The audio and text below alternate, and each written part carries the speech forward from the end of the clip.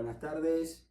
Hoy, martes 1 de abril del año 2025, doy inicio a la charla número 105 de radiografía del imperialismo británico.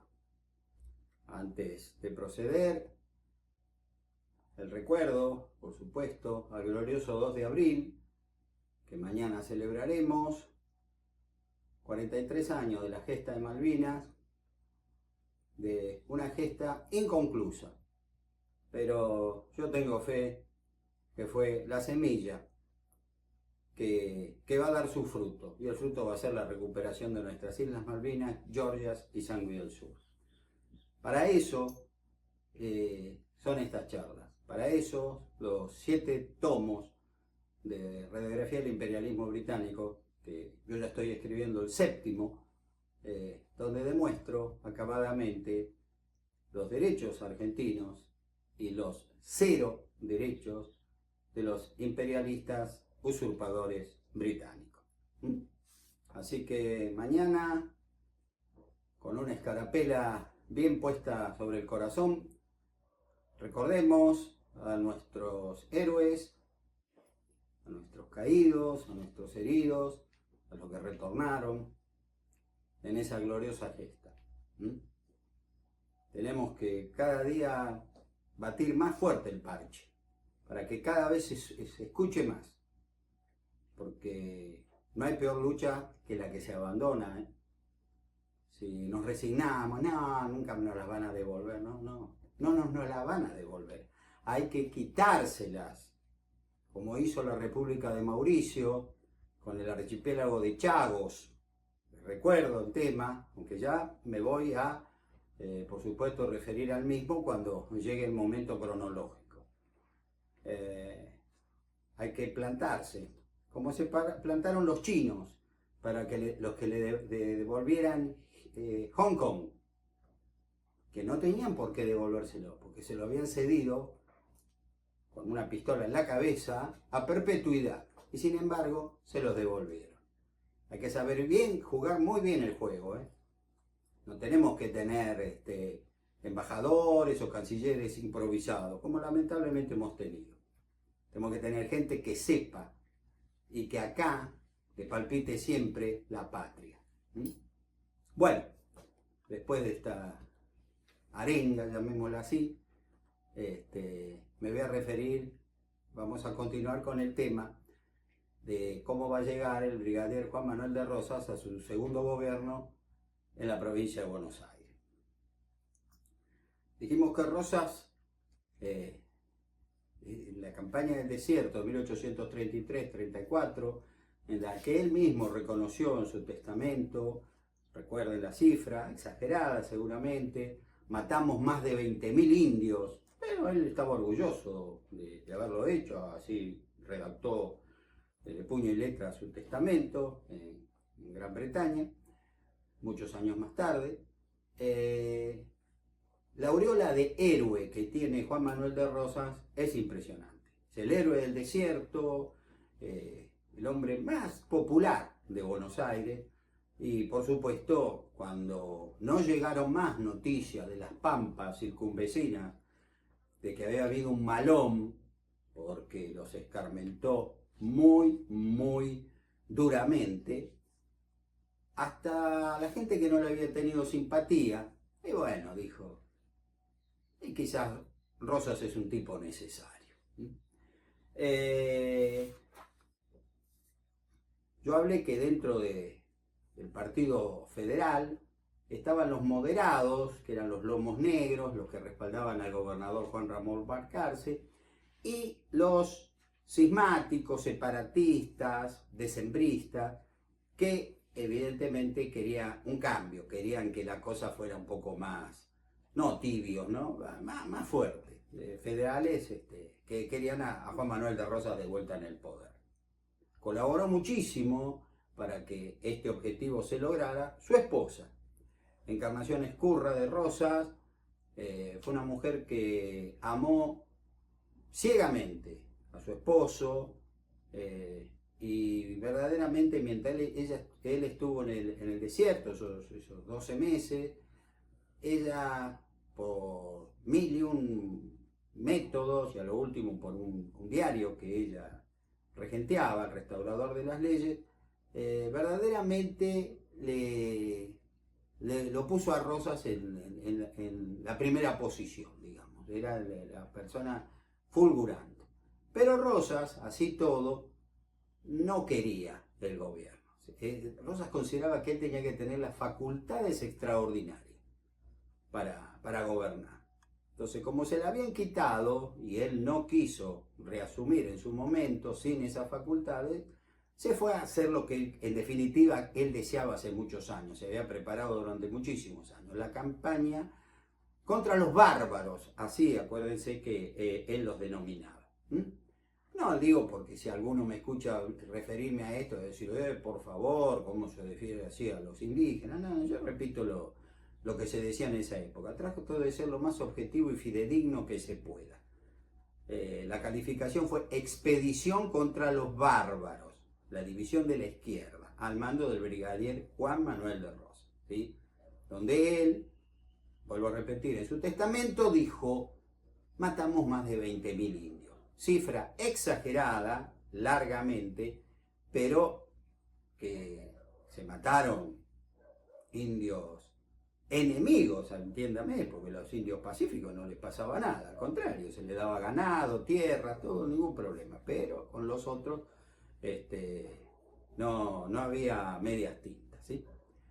Bueno, la cuestión que Balcarce, presionado por un montón de asuntos que yo más o menos ya relaté en la última charla, dice así no se puede gobernar, y bueno, entonces le deja el lugar al general Juan José Viamonte, una persona de mucho prestigio, un hombre que actuó en las invasiones británicas, luego en la Revolución de Mayo, y un hombre que no tenía apetencias políticas, apetencia de poder, un hombre sencillo, que le gustaba caminar por la ciudad de Buenos Aires, saludar a todo el mundo, no tenía enemigos, si alguna vez los tuvo, los consideró adversarios, y como en todo orden de cosas, en la vida de todo ser humano, siempre va a haber quien te quiera y quien no te quiera, pero con Viamonte no había problema, nadie tenía temor. Entonces, se queda ahí una cuestión media, un statu quo, pero la que lo mantiene informado de todos los detalles, de todas las cosas pequeñas de la política, las cosas buenas, las miserias, que siempre existen, era su esposa. Entonces ella, una de las primeras personas le dijo, tenés que tener cuidado, es el ministro de Guerra y Marina, de la provincia de Buenos Aires, el general Enrique Martínez, un hombre que hizo la campaña libertadora con el general San Martín, llegó a destacarse sinceramente bastante en la misma, un hombre duro, nacido en la banda oriental, y bueno, Encarnación Escurra de Rosa siempre le decía, mira, tené cuidado con este buen tipo, ojo con este, se le iba pintando un panorama. Rosas, aunque estaba muy lejos, sabía bien lo que pasaba en Buenos Aires. En carta Juan Manuel de Rosa, para que ustedes vean un pequeño párrafo, voy a relatar de una de esas cartas, Encarnación Escurra le escribe, la política está dada al diablo, o sea, la cosa va mal. Esta ciudad está hecha un laberinto. Doña Trinidad Balcarce, la esposa del gobernador, está como excomulgada y como es loca, se anda metiendo hasta en casas que nunca ha visitado, solo para desacreditarme.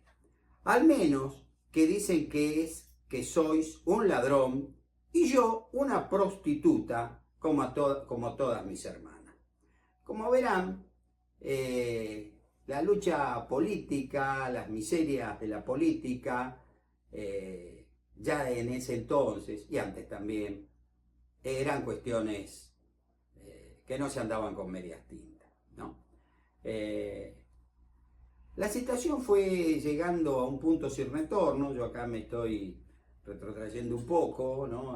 al gobierno, los últimos días del gobernador Balcarce, porque voy a hablar de la denominada Revolución de los Restauradores. El sábado 22 de junio de 1833, por un decreto que se pretendió controlar, no gobernar, a la prensa de Buenos Aires, porque era muy crítica hacia el gobierno de Juan Ramón Balcarce, se lo hizo de una manera inapropiada, o porque no era muy feliz el redactor, o porque exprofeso lo hizo para generar una situación muy, muy complicada, digamos un criollo, un flor de lío. Si bien se sanciona la ley, ¿no?, en la Cámara de Representantes de la provincia, Balcarce no está convencido de aprobarla, ¿no es cierto? Pero tuvo que, ¿cómo se llama? No le quedó más remedio, porque la ley estaba, que llevar a juicio el viernes 11 de octubre de 1833 al director del diario El Restaurador de las Leyes, que aunque lo solventaba Encarnación Escurra, tenía un director supuestamente autónomo, ¿no es cierto?, el señor Nicolás Marino. Entonces, diciendo que se juzgaba, la noticia salió al Restaurador de las Leyes. Bien, como a Rosas le decían el Restaurador de las Leyes, se imaginarán, amigos, que 2 más 2 son 4. Nadie se molestó en leer bien la orden de llevarlo a juicio a este hombre, al director Marino, sino que dijeron, van a juzgar al Restaurador de las Leyes. 2 puntos, Juan Manuel de Rosas. Lo que no era cierto, se iba a juzgar al director de ese diario que llevaba ese nombre. El general Agustín de Pinedo se levanta, va por orden del general Balcarce a tratar de sofocar a unos revoltosos que, al grito de que ellos no iban a permitir que lo llevaran a juicio al Restaurador de las Leyes, léase Juan Manuel de Rosas, Balcarce dice, pero si yo no estoy juzgando a Rosas, yo estoy juzgando a este diario que me tiene loco. Entonces hemos puesto una ley de prensa para morigerar los ataques. Una cosa es la libertad de prensa y otra es el libertinaje. Sería así más o menos la cuestión. El general Agustín de Pinedo fue enviado por Balcarce, con tropas por supuesto, para sofocar a estos revoltosos. Pero ¿qué pasó? Ah, bueno, ahí ya tenemos un caso que se va a repetir tantas veces en nuestra historia y en la historia mundial.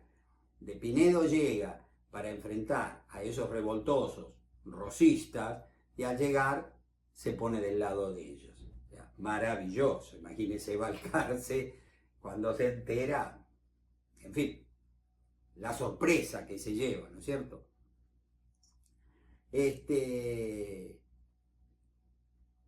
Se queda helado, la ciudad no llega más vacas, que era prácticamente de lo que nos alimentábamos, lo que se alimentaban los porteños, y Encarnación Escurra dentro de la ciudad está haciendo un lío bárbaro, ¿no es cierto? O sea, los revoltosos ahora con Pinedo, que circundan la ciudad, y ella adentro.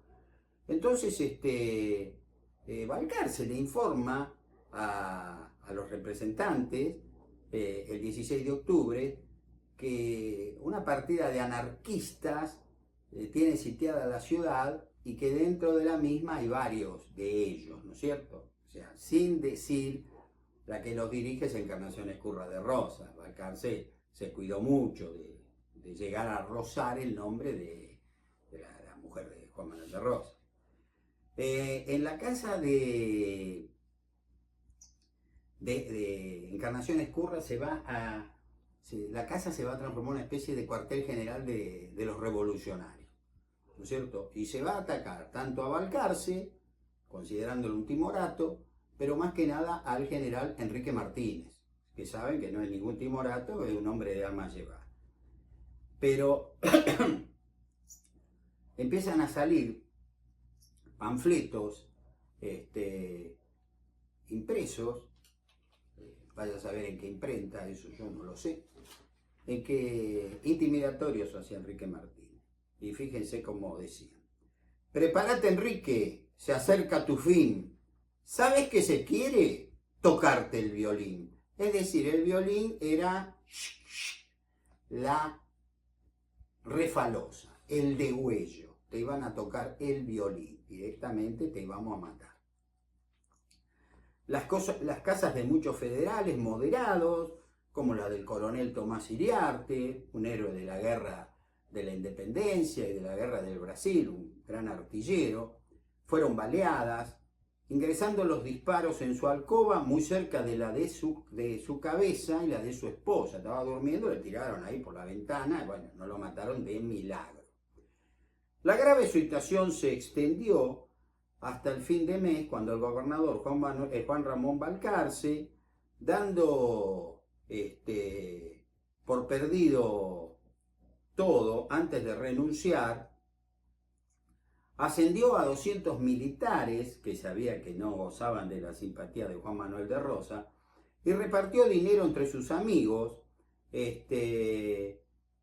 tal como el mismo Tomás de Iriarte, que fue un hombre que escribió muchísimo historia. Los libros de Iriarte son gigantescos, muy minuciosos, son extensísimos. Es para leerlo en un periodo de enfermedad, digamos, ¿no? Porque gigantes, los libros de Tomás de Iriarte son muy extensos. Y dijo que él mismo, que no había pedido nada, recibió 6.000 pesos, 6.000 billetes del banco, que era de moneda corriente. Es decir, que Balcarce dice, bueno, ya que me voy a ayudar a los amigos. Y ascendió a 200 militares y repartió dinero. Quizás este fue un primitivo plan platita, del cual tenemos triste noticia, ¿no es cierto?, de hace poco. El lunes 28 de octubre, en las márgenes del arroyo Maldonado, el coronel Manuel de Olazábal, otro héroe de la guerra de la independencia, un hombre muy, muy querido por el Libertador, comandante de la Fuerza de Caballería de Buenos Aires, derrota al rosista, al coronel Martín Hidalgo, pero pese a ese triunfo, Balcarce estaba decidido a renunciar. Como yo le dije, era un hombre que dijo, no, yo no quiero seguir así. Bueno. La Junta de Representantes, que le propone a Rosas, mire, dada la circunstancia, por favor, hágase cargo del gobierno por segunda vez. Y las facultades extraordinarias, no le podemos dar las facultades extraordinarias. Bueno, entonces muchas gracias, yo no voy. Esto va a ser para que al final, como yo ya lo adelanté, parte del inicio de esta charla, le van a dar el poder al general Juan José Viamonte. Bueno, quedaba otro. Viamonte no tiene muchas ganas de asumir, pero del bando federal, de los dos bandos, de los más extremistas, los más moderados, le dicen, Viamonte, agarre, por favor, porque esto no sé en qué termina, ¿no? Rosas no quiere asumir, Balcarce renunció, por favor, agarre, vamos a ver, mientras tanto vamos viendo cómo solucionamos este entuerto, ¿no es cierto? Y así va a ser como este hombre, al fin y al cabo, va a ser el nuevo gobernador. Y ustedes se preguntarán, ¿y los unitarios dónde están? Fuera de Buenos Aires, se han escapado después de que Lavalle le ha entregado al gobierno a Rosas, digamos, en 1829, y de a poquito se fueron yendo porque su vida corría serio riesgo.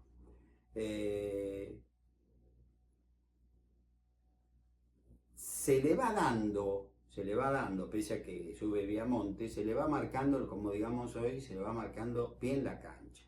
Y se generan todavía algunos atentados, como para decir, miren que Viamonte es algo que va a durar poquito, porque todos sabemos quién va a volver.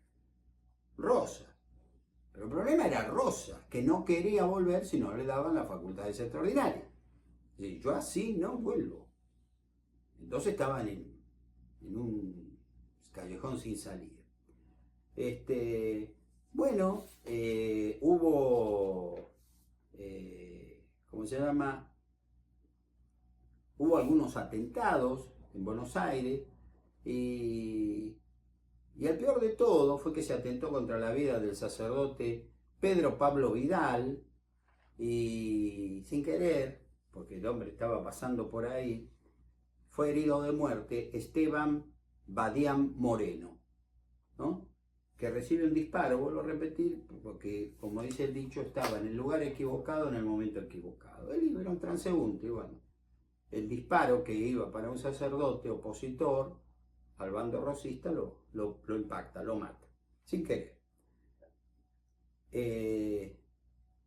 Pero la esposa de Rosas no se amedrentó por esto, porque era la que en definitiva generaba todo este estado de cosas. Y en una carta que escribe dice: tuvieron muy buen efecto los balazos y el alboroto que hice hacer el 29 del pasado mes, pues a eso se ha debido que se vaya a su tierra el fascineroso canónico Vidal, porque él había nacido en la banda oriental. Es decir, el fascineroso canónico Pedro Pablo Vidal, ¿no?, que había ayudado al general San Martín en 1829 por medio de una carta a un par de amigos que tenía en Montevideo, se tuvo que volver a su tierra, porque se dio cuenta que su vida valía 5 centavos. La situación era gravísima en Buenos Aires. Toda oposición al crecimiento del rosismo, y bueno, lo fue abortando una sociedad, una policía, digamos, por eso entonces paralela, llamada la Mazorca, y los comandantes de la campaña empezaron a actuar como diciendo, bueno, falta poco para que tome el poder de Rosas, así que ya empezamos a obrar por la nuestra. Acá hay que poner el orden sí o sí, se acabó, ¿no? Y punto. El orden era la prioridad absoluta. Fíjense que, por ejemplo, ¿no?, la bandera de Brasil dice orden y progreso. Sería más o menos esa la idea. El orden no importa la libertad, no importa los sacrificios, no importa los abusos que se cometen. Tenemos que tener orden. Así no se puede seguir. Bueno, Viamonte, al fin y al cabo, va a renunciar y lo reemplaza momentáneamente un hombre que tampoco quiere asumir, que es el doctor Manuel Vicente Massa, ¿no? Que va a asumir como nuevo gobernador el 4 de octubre de 1834, ¿no? Pero todo el mundo, o no todo el mundo, pero una inmensa mayoría deseaba que Rosas volviera al poder, pero la Sala de Representantes, valientemente o en forma suicida, se negaba a darle las facultades extraordinarias. Entonces, vuelvo a repetir, era un callejón sin salida. Eso va a cambiar totalmente a raíz del asesinato del brigadier general, del riojano, Juan Facundo Quiroga. Y acá entonces, mis amigos, tengo que hacer una pequeña reseña de la vida del llamado Tigre de los Llanos. Juan Facundo Quiroga, luego de las derrotas sufridas a manos del general José María Paz en La Tablada y Oncativo en 1829 y en 1830, vino a la ciudad de Buenos Aires, no tenía dónde estar, qué sé yo, y al interior no podía ir, la verdad que corría riesgo su vida, y entonces consideró que, bueno, que en Buenos Aires quizá podía volver a tener algo, un poder para volver al interior. Cuando llega en 1830, Rosas le brinda asilo, por supuesto, y le dice: ¿qué necesita? Gente, hombre para ir a pelear. Y mire, mucho acá no tenemos, que patatín, que patatán, y dice, bueno, y con unos presos se arreglaría. Sí, yo me arreglo. Entonces él fue acompañado por un amigo de Juan Manuel de Rosas, el señor Tejedor, a la cárcel, donde estaban, bueno, los presos, los hizo formar, y le dijo que tenía órdenes de Rosas para sacar de ahí todos los hombres que quisieran seguirlo. les advirtió que fusilaría a los cobardes en el acto. Todos los que sean valientes que den 4 pasos al frente y en el acto serán puestos en libertad. Todos los presos se adelantaron y salieron con Quiroga a la cabeza.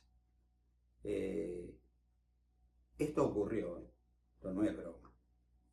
Fue un reclutamiento muy especial. Los que no me siguen, yo los mato en el acto. Así que todos fueron con él. Con eso, con esa y otras levas, llegó a tener unos 350 hombres y con esos marchó hacia Río Cuarto, Córdoba, que fue el primer punto para lograr su retorno al poder, digamos, a ser muy importante, porque había sido un hombre muy importante. Acuérdense que cuando va a empezar la expedición al desierto, iba a ser el comandante en jefe de la misma, ¿no? Pero derrotado por Paz, había caído y caído muy hondo, digamos. Bueno, no voy acá en la obra, yo lo detallo perfectamente, acá no se los voy a contar porque esto ya si no es muy largo, pero va a ir obteniendo victoria tras victoria, desde Córdoba, San Luis, qué sé yo, y va tomando cada vez más hombres, ¿no? Y como era un hombre muy valiente, a veces en nuestra historia los hombres muy valientes tienen actitudes extrañas. Les voy a contar el caso de lo que pasó con el coronel Lorenzo Barcala. Coronel Lorenzo Barcala había sido un esclavo, era un negro africano, que según algunos no lo fue, pero bueno, esto estamos en la duda, fue esclavo o no fue esclavo, es anecdótico, ¿no? La cuestión que fue comandante de la caballería unitaria, que en el interior todavía subsistía algo del unitarismo, que había enfrentado a Quiroga. Y llegó a unirse con el general Gregorio Araoz de la Madrid, en Tucumán, que era el nuevo jefe del ejército de la Liga Unitaria, luego de la muerte del general Lavalle. En un suburbio de la capital tucumana, donde San Martín había levantado el campamento militar de la Ciudadela, se luchó entre la fuerza de Quiroga y la fuerza de la Madrid, que ya algo de eso os he contado, no voy a volver a repetirlo. La cuestión es que al poco tiempo cae prisionero Barcala, el negro Barcala, y no lo digo despectivamente, le decían así, digo porque ahora estamos con esa locura de que si una persona es obesa no le podemos decir gordo, si es delgada tampoco flaco, porque todos estamos discriminando. Bueno, el negro Barcala cae preso. Entonces Quiroga interrogaba a los oficiales, ¿no? Derrotados, los unitarios. Y le dice, ¿qué hubiera hecho usted, coronel, si me hubiera tomado preso?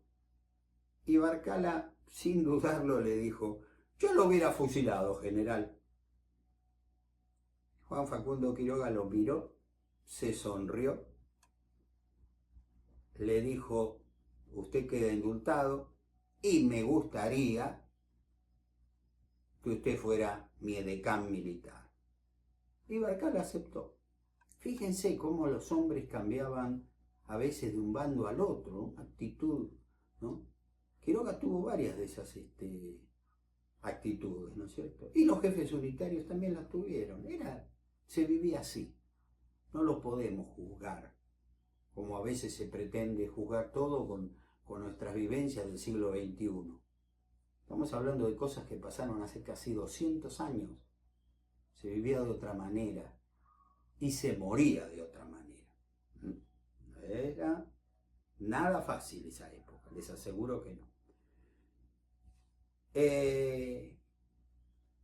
Las posiciones antagónicas que tenían Juan Manuel de Rosas y Juan Facundo Quiroga sobre la organización del país.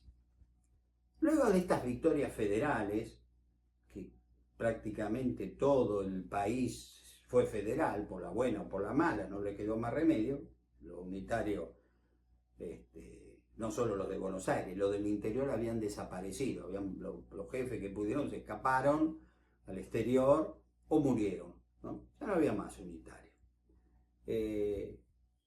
Entonces, Rosas le escribe una carta, Quiroga le escribe una carta desde Tucumán a Juan Manuel de Rosas el 12 de enero de 1832 en la que le dice: usted sabe, porque se lo he dicho varias veces, que yo no soy federal, sino unitario por convencimiento. Pero si con la diferencia de que mi opinión es muy humilde y que yo respeto demasiado la de los pueblos, constantemente pronunciada por el sistema de gobierno federal, yo soy federal. Es decir, por convencimiento Quiroga no era federal. Pero dice, pero si los pueblos quieren ser federales, y bueno, ellos tendrán razón, yo entonces soy federal. El caudillo riojano deseaba promulgar una constitución federal a la brevedad. Y Rosas, como lo hemos visto durante su primer gobierno, decía que no estábamos preparados para ello.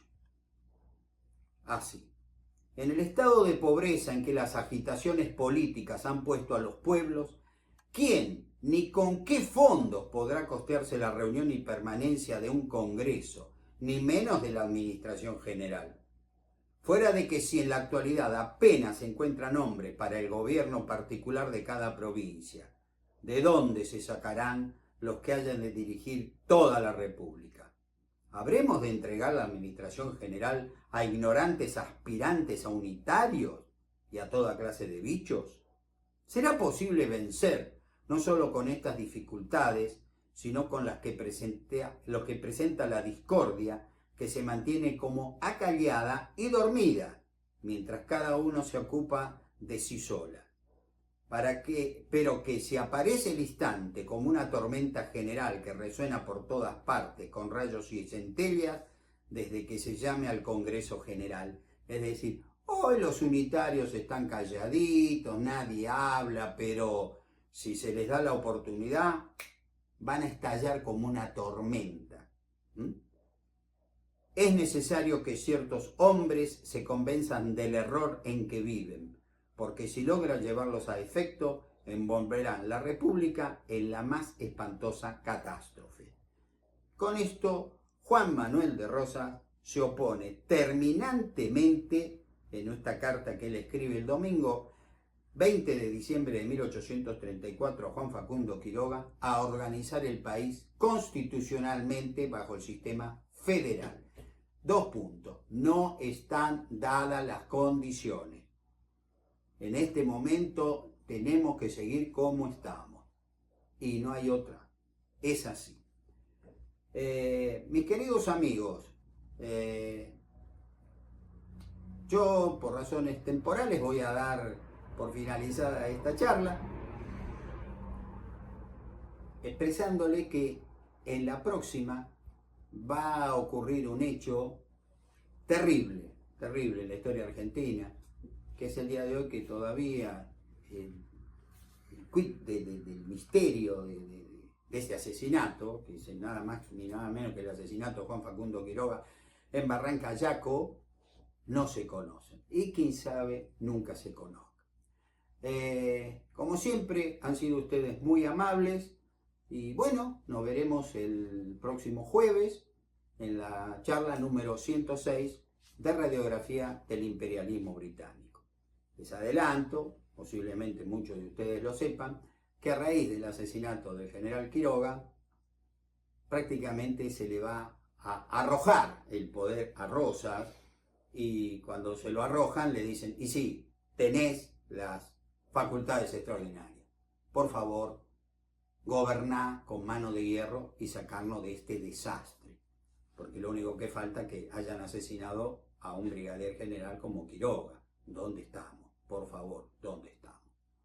Nada más. Muchísimas gracias. Nos vemos el próximo jueves.